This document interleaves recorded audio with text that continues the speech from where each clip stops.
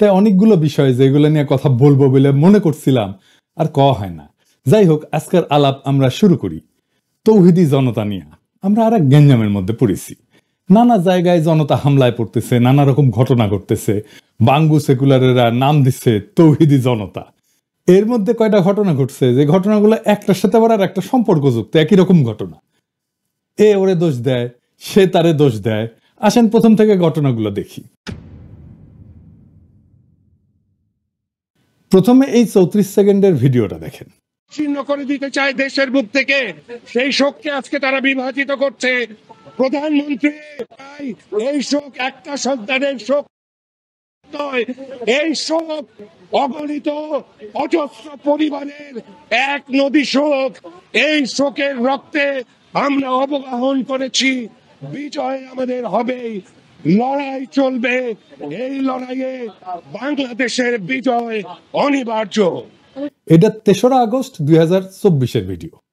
দেখলেন তো, যিনি বক্তৃতা দিচ্ছেন, ভালো বক্তৃতা দিচ্ছেন কলে, উনি আমার বন্ধু। আমরা একসাথে রাজনীতি করেছি রাজশাহীতে। পিছনে লাল পোস্টার হাতে যে মেয়েটা না, সেটা আমার ওই বন্ধুরই মেয়ে। এই লাল পোস্টারটা হাতে নিয়ে দাঁড়ানোর আগে আমাকে সেটা পাঠিয়েছিল ওই মেয়েটা। আমি ওটা ফেসবুকে শেয়ারও করেছিলাম। সেই মেয়েটা হইতেছে মোহাম্মদপুরের সেই সিগারেট কাণ্ডের একজন ভিকটিম মেয়ে। ঘটনা কি ঘটেছে আপনারা জানেন। এর দুটো মেয়ে বিড়ি খেতেছিল। তো অনেকে বলছে এটা রোজার দিনে। জি না, এটা রোজার দিনে না, এটা 1 মার্চের ঘটনা। এইখানে দুইজন ওই লালমাটিয়া মাঠের কাছে একটা টঙের দোকানে চা আর সিগারেট খেতেছিল। ওই সময় রাস্তার উল্টা পাশ দিয়ে একজন বুড়া বয়স্ক লোক রিঙ্কু, যেটা চায়ের দোকানের দোকানদারকে চিল্লাই চিল্লাই বলে, এরা এখানে বসা কেন, এই চেয়ারগুলো সরা, এবং আজে বাজে কথা বলা শুরু করে। প্রথম দিকে এড়ায় যায় মেয়েগুলা। এইসব বলতে বলতে এই মেয়েগুলোকে একা পেয়ে ওই লোক সরাও হয়, আর এক পাশ থেকে তেরে আসে। তো মেয়েগুলোকে বলে এখান থেকে উঠে যাও। তো বলে আমরা কেন উঠে যাব? তখন এই রিঙ্কু এই একটা মেয়েকে বেশ্যা বলে ডাক দেয়, বলে তুই তো বেশ্যা, তুই বেশ্যাগিরি করতে আসছস। এইভাবে গালিগালাজ করতে থাকে। বলছে তোরা গাঁজা খাস, এখানে গাঁজা খাচ্ছিস। আর অন্যদেরকে উস্কানোর জন্য বলে এদের সিগারেট খেতে মানা করছি, তারপরে গাঞ্জা খাওয়া ধরিছে। তো এই সমস্ত বেশ্যা টেশ্যা শুনে ওই একটা মেয়ে তার হাতে থাকা চায়ের কাপ থেকে অল্প চা ছিল, সেটা ওই লোকের দিকে ছুঁড়ে মারছে। আর সাথে সাথে ওই মেয়েটার চুল ধইরা মাথায় বাড়ি দেওয়া শুরু করছে, ওই মেয়েটারা মারা শুরু করছে। চশমা টশমা ফেলে দিছে এবং কেটে কুটে গেছে। যাই হোক, এইটা নিয়ে আর বিস্তারিত না যাই, খুব বাজে ভাবে এই মেয়ে দুটো এটা মারছে। দেখেন, আপনি ভিডিওটা দেখেন।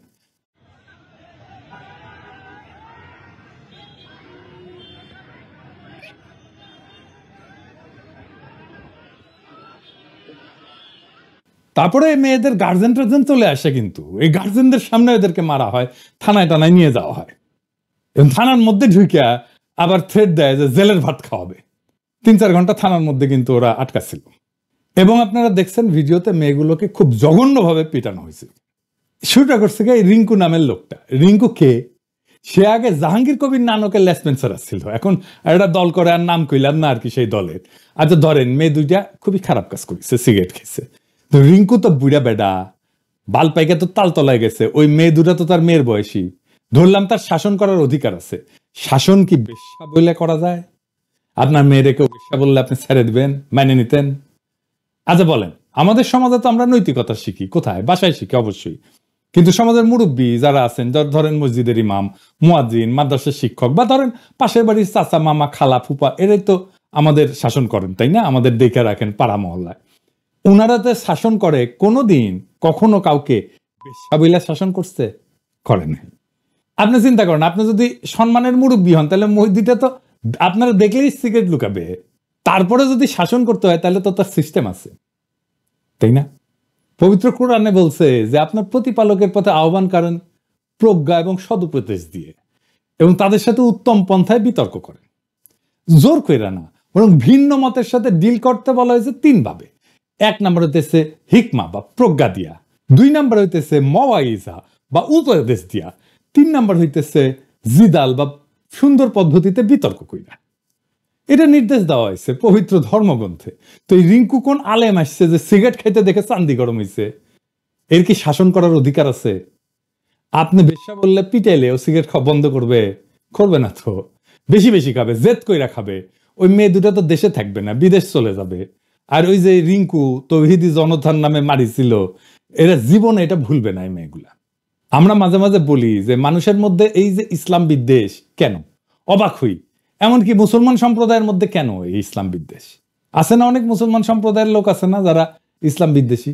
এই যে রিঙ্কু এই ঘটনা ঘটাইছে, এটা থেকে খুব বড় সম্ভাবনা আছে যে এদের মধ্যে, এই মেয়ে দুইটার মধ্যে ডিপ ইসলামোফোবিয়া জন্ম নেবে। তো এই রিঙ্কু কি ইসলামের ভালো করলো, সেবা করলো না ক্ষতি করলো? এবার আসেন ঢাকা বিশ্ববিদ্যালয়ের আর এক শাহবাগের অন্যাকাণ্ড নিয়ে কথা বলি। আগে শুনেন ওই যে ছেলেটা যে ওড়না ঠিক করতে বলছে, কি বলে বলছে সেটা ওর মুখ থেকেই শুনেন। মাই লাইফ মাই রুলস, আমার পোশাক যেমন পরবো এটা আমার ইচ্ছা।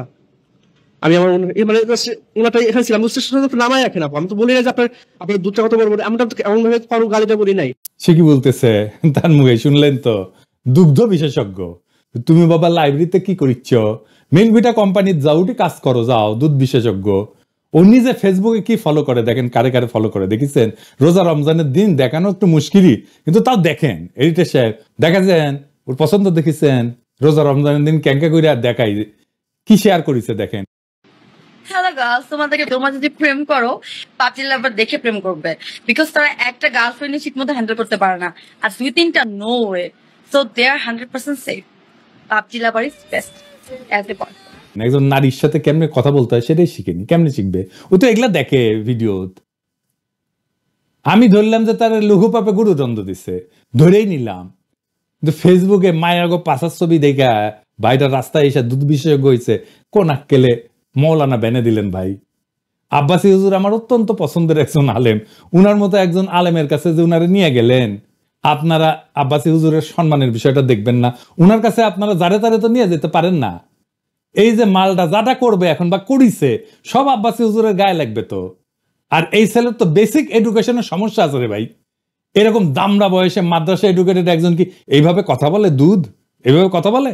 ফেসবুকে সানি লিওনকে ফলো করে আর ওই পাসাল্লাহ মায়াসের ছবি ফলো করে না তো। তো তাহলে কারে আপনি হিরো বানাইলেন? যাই হোক, সমাধানের কথা বলি। এই যে শাহবাগে জড়ো হইলে সবাই, সে জায়গায় ইন্টারভেনশন করতে হইতো মুরব্বীদের। এখানে কোনো মুরব্বী নাই। ধর্মীয় ইস্যুগুলোকে রাজনীতি দিয়া, সমাজ দিয়া, আইন দিয়া, সোশ্যাল মিডিয়ার জাজমেন্ট দিয়া ডিল করতে যায় না। এটা করা যায় না, আমরা করতেও চাই না। এগুলো ধর্মীয় নেতাদের হাতে ছাইড়া দিতে হবে। এখন যদি বাবুনগরী সাহেব থাকতেন, উনি ইন্টারভেন করতে পারতেন, ওনাকে সবাই মানে। ঢাকায় কিন্তু মামুনুল হক সাহেব আছেন, ওনারাও তো ডাকা যাইতো। আমার ধারণা উনি জানলে ইন্টারভেন করতেন। আমার অত্যন্ত পছন্দের একজন আলেম। আমি ঢাকার সকল আলেমকে অনুরোধ করবো, আপনারা নিজেরা একটু বসেন, নিজেরা আলাপ করেন, তারপরে আমাদেরকে পরামর্শ দেন যে আমাদের কেমনে চলা উচিত। প্রশাসনকে পরামর্শ দেন, জনগণকে বলেন এইসব ইস্যুতে কিভাবে ডিল করা যায়। আবার এরকম ইস্যু ঘটবে, আপনারা ইন্টারভেন করবেন মেহরবানি কইরা, এ আশা থাকলো। আপনারা বুঝতে পারতেছেন নিশ্চয়ই এটা একটা বড় প্ল্যান, আন্তর্জাতিকভাবে দেখাবে যে বাংলাদেশের নারীরা নিরাপদ না। আপনারাই তো মন্দির পাহারা দিচ্ছেন না 5ই আগস্টের পর? আপনাদের হাতে জাতি দায়িত্ব দিতে চায় নারীদের নিরাপত্তা নিশ্চিত করার। আপনারা ওয়াজে এই নারীদের নিরাপত্তার ইস্যুটা নিয়ে আসবেন, কথা বলবেন আপনাদের ওয়াজে। এইবার আসেন এই ইস্যুতে আর একটা আলোচনা আসছে, সেটা নিয়ে একটু আলাপ করি। এপির কদরুদ্দিন শিশির একটা পোস্ট দিছে, ভাইরাল হয়েছে ভালোই এই ইস্যু নিয়ে। শিশির আমার খুবই পছন্দের একজন সাংবাদিক, তাও কিঞ্চিত সমালোচনা করতেই হচ্ছে শিশিরের পোস্ট নিয়ে। শিশির 21-এর বইমেলা খেতে যে শতাব্দী ভবর দোকানের সামনে যে প্রতিবাদ, ওটারও শিশির মপ কইছে, কিন্তু আমাদের পোলাপানদের মারছে তো ভব, তাই না? দেখেন, প্রথম আলো ডেইলি স্টারের সামনে জিয়াফতে ছিল এরকম 2 জন, গতকাল শাহবাগেও ছিল ওই যে এই পোলাটারে সারানোর জন্য আর কি। তো এই যে স্পেসিফিক 2 জনের কথা বলা হইতেছে, ওরা কি জিয়াফতে এসে সহিংসতা করেছে নাকি এমন কিছু করেছে যেটা অগ্রহণযোগ্য? তারা তো একটা শান্তিপূর্ণ কর্মসূচিতে এসে শান্তিপূর্ণভাবে অংশ নিয়েছে, সবাই অংশ নিতে পারে। আমরা কি তাদের বাইর করে দিব? কখনোই না। জিয়াফত হইল একটা বিশাল সামাজিক আয়োজন, যেখানে শ্রেণী, ধর্ম, রাজনৈতিক পরিচয়ে ঊর্ধ্বে উঠা সবাইকে সমানভাবে আমন্ত্রণ জানান। এখানে বিএনপিরা আসছে, এখানে জামাত ইসলাম আসছে, এখানে জাতীয় নাগরিক কমিটির লোকজন আসছে। এই মিলন মেলা উপলক্ষে সৌহার্দ্য এবং সম্প্রীতির বন্ধনে আবদ্ধ হবে মানুষজন। আমরা তো হিন্দুদের জন্য খাসির আয়োজনও করছি জিয়াফতে। কিন্তু এখন ভাবেন, মানে আওয়ামী লীগ শাসন আমলে যে ওয়ার অন টেররে দাড়ি টুপি দেখলেই সন্ত্রাসী বলা হয়েছে, জঙ্গি বলা হয়েছে, সেই বিচার আমরা কি এই জিয়াফতে এসে করবো? তাহলে এটা ইনসাফ হলো? আমরা তো কোনো দল বা শক্তির অনুগত হইয়া বিপ্লব করিনি যে আমাদের আওয়ামী লীগ, ভারত বা পশ্চিমাদের পরিকল্পনা মাফিক তাদের তথাকথিত সন্ত্রাসের বিরুদ্ধে অনন্ত যুদ্ধের মধ্যে আমাদের থাকতেই হবে। আমাদের বিপ্লব অভ্যুত্থান ছিল অন্যায়ের বিরুদ্ধে প্রতিবাদ, এক নতুন সূর্যের অপেক্ষায় করা একটা সংগ্রাম। সেটা তো কখনোই অন্ধ প্রতিশোধের খেলায় পরিণত হওয়ার জন্য ছিল না। গতকাল শাহবাগের সবচেয়ে খারাপ কাজ যেটা হয়েছে তা হইতেছে ওই ছেলেটাকে হিরো বানায় দেওয়া হয়েছে, পাগড়ি টাগড়ি পরায়, ফুলের মালা টালা দেওয়া, এটা খুবই খারাপ এক্সাম্পল হয়েছে। এটা উৎসাহিত হয়ে সারা দেশে ফেসবুকে মাইয়াদের পাশা দেখা এই যে যৌন অবদমিত কিছু উচ্ছৃঙ্খল পোলা নারীদের উপরে এইভাবে চড়াও হইতে থাকবে। আমাদের সমাজ বাদ দেন, ইকোনমি থাকবে এরকম করলে, আমাদের গার্মেন্টস থাকবে, মেয়েরা যাইতে পারবে গার্মেন্টসে, কেমনে সামলাইবেন এসব? গতকাল শাহবাগ থানায় তো ধর্ম উপদেষ্টা যাওয়া উচিত ছিল এইসব ফয়সালার জন্য। সর্বজন সদ্য আলেমদের যায় বলতে হইতো যে হুজুর এসব দেখেন, আপনারা পরামর্শ দেন কি করা লাগবে, আপনারা মুরব্বী, দেখেন 3-4 জন মুরব্বী বিষয়টা সেটেল করে দিতে পারতেন ওইখানেই। আমি ধর্ম উপদেষ্টা হইলে বা স্বরাষ্ট্র উপদেষ্টা হইলে তাই করতাম, ওনারা ফয়সালা করে দিতেন, আমি ওনাদের বসতে দিয়ে পাশে দাঁড়ায় থাকতাম, লিটারারি দাঁড়ায় থাকতাম, আক্ষরিক অর্থে দাঁড়ায় থাকতাম, এইটা বুঝাইতে যে ওনারা আমারও মুরব্বী। কিন্তু আমরা সেটা করব না, ফেসবুকে লড়াই লাগাই দেবো, অযথা আমাদের শক্তি ক্ষয় করব। একটা জাতির ক্রিয়েটিভ এনার্জি আমরা কত অল্পেই খরচা করে ফেলি। আমাদের উপদেষ্টা পরিষদের সবচেয়ে বড় ব্যর্থতা হচ্ছে যে সিচুয়েশন ট্যাকেল করার মতো স্ট্র্যাটেজিক ইন্টারভেনশন কি হইতে পারে সেটা পরামর্শ দেওয়ার মতো একজনও নাই। আমি যদি গতকালের টাইম মতো ঘটনা জানতে পারলাম না, তাহলে সংশ্লিষ্টদের এই পরামর্শই দিতাম। ওনারা তো আবার গাড্ডায় না পড়লে পর্যন্ত পরামর্শ চান না। এই জুলাই আগস্ট বিপ্লব ধ্বংস হইয়া যেত, আমরা সফলই হইতে পারতাম না যদি নারীরা রাস্তায় নামে না আসতো। তখন তো ভাইরা ওই নারীর ওড়নার নিচেই লুকে যান বাঁচেছিলেন। কোন নারীর বুক দিয়া তার ভাইদের ঠেকায় নাই? এই নারীরাই বিরান রাজপথে ভাইয়ের লাশ কাঁধে নিয়া মিছিল কইরা আমাদের বিবেককে জাগাইছে। দেখেন,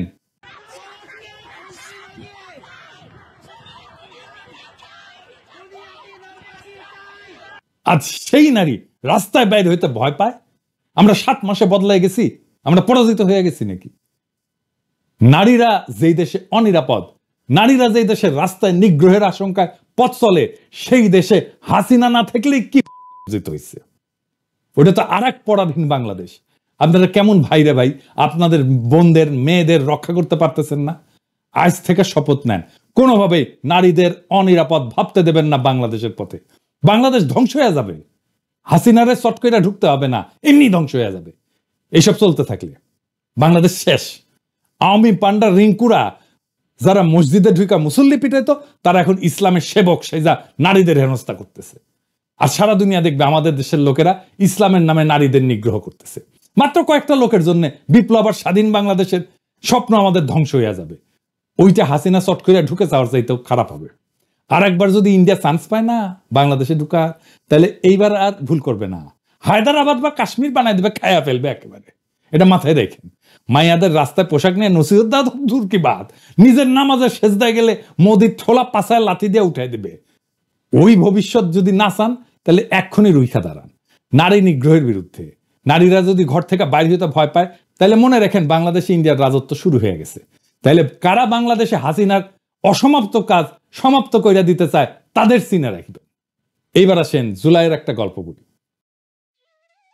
এখনো পর্যন্ত চিটাগাং মেডিকেলে ভর্তি থাকা সর্বশেষ এবং জুলাইয়ের একমাত্র আহত গাজী মেহেদী হাসান। 5ই আগস্ট মনসুরাবাদে তিনি পায়ুপথে গুলিবিদ্ধ হন। মেহেদীর বিবরণ অনুযায়ী সেই দিন বৃষ্টির মতো গুলি করতেছিল পুলিশ মনসুরাবাদে। আসরের নামাজ পড়ে মাত্র বিজয় মিছিলে নামা মেহেদীকে পেছন থেকে গুলি করা হয়। সেই যে 5ই আগস্ট মাগরিবের ওয়াক্তে তাকে নেওয়া হলো এই হাসপাতালে, আজকে পর্যন্ত ব্যথার যন্ত্রণায় তিনি কাতরাচ্ছেন। যে ভয়াবহ আঘাত মেহেদী পেয়েছে তা থেকে 7 মাসেও মুক্তি পাননি। গত কয়েক মাসের মধ্যে অপারেশন করা হয়েছে 5 বার। এই সংখ্যা সামনে আরো বাড়তে পারে। মেহেদীর পায়ুপথ গুলিবিদ্ধ হওয়ায় মলত্যাগের বিকল্প ব্যবস্থা করে দেওয়া হয়েছে নাভির নিচ দিয়ে কৃত্রিম ছিদ্র করে, যাতে শরীরের বর্জ্যগুলো মলাশয়ে না গিয়ে সরাসরি বের হয়ে যায়। কিন্তু বর্জ্যের জীবাণুর কারণে বারবার ইনফেকশন হওয়ায় বারবার অপারেশন করে সেই ছিদ্রকে স্থানান্তর করা হচ্ছে। তার শেষ অপারেশন হয়েছে 27শে ফেব্রুয়ারি। মেহেদী সারাদিনই প্রায় ব্যথায় কাতরাতে থাকেন। সেবার জন্য শিওরে দাঁড়ানো তার একমাত্র মা ছেলের মাথায় আর হাতে এক টানা মালিশ করতে থাকেন। মেহেদী পেশায় ছিলেন ড্রাইভার, তার উপার্জনই পরিবারের খরচ চলত। পুলিশের নৃশংসতায় এই গাজী এমন এক করুণ দশায় উপনীত হয়েছে যে তার আসলে উন্নত চিকিৎসারও কোনো সুযোগ নেই। মেহেদীর পায়ুপথ এবং তলপেটে থাকা সেলাইগুলো যতদিন ঠিক না হবে, যতদিন স্বাভাবিক জীবনে সে ফিরে না আসবে, ততদিন এভাবেই সে ছটফটিয়ে দিন কাটিয়ে দেবে। আমরা কি মেহেদীদের বীরত্বের ইতিহাস জাতিকে জানাবো, নাকি দুগ্ধ বিশেষজ্ঞদের হিরো বানায় বিপ্লবের সাথে বিশ্বাসঘাতকতা করব? সেই বিচারের ভার আপনাদের উপরেই দিলাম। এই দেশেই 5ই আগস্টের স্বাধীনতা, গণতন্ত্র এবং ন্যায় বিচারের স্বপ্ন প্রতিষ্ঠিত হয়েছিল। আজ সেই স্বপ্ন কিভাবে ধূলিসাৎ হচ্ছে তা আমাদের চারপাশে স্পষ্ট। নারীর নিরাপত্তা নিশ্চিত না হলে, সমাজে সহনশীলতা না থাকলে আমাদের নবলব্ধ স্বাধীনতা শুধুই নামমাত্র স্বাধীনতা হয়ে থাকবে। যদি এই অবস্থা চলতে থাকে, তাহলে একদিন বাংলাদেশ সত্যিকার অর্থেই এক নতুন দাসত্বের শৃঙ্খলে আবদ্ধ হবে, যেখানে মানুষ মানুষকে শাসন করবে অত্যাচারের নামে, ধর্মকে ব্যবহার করবে ক্ষমতার হাতিয়ার হিসাবে, আর ন্যায় বিচার থাকবে কেবল কাগজের পাতায়। আজ সময় এসেছে রুখে দাঁড়ানোর, নারীদের নিরাপত্তা নিশ্চিত করা, ন্যায় বিচার প্রতিষ্ঠা করা এবং ধর্মের নামে এই বাড়াবাড়িকে থামানো। এসবের জন্যই সবাইকে এগিয়ে আসতে হবে, নয়তো ইতিহাস আমাদের ক্ষমা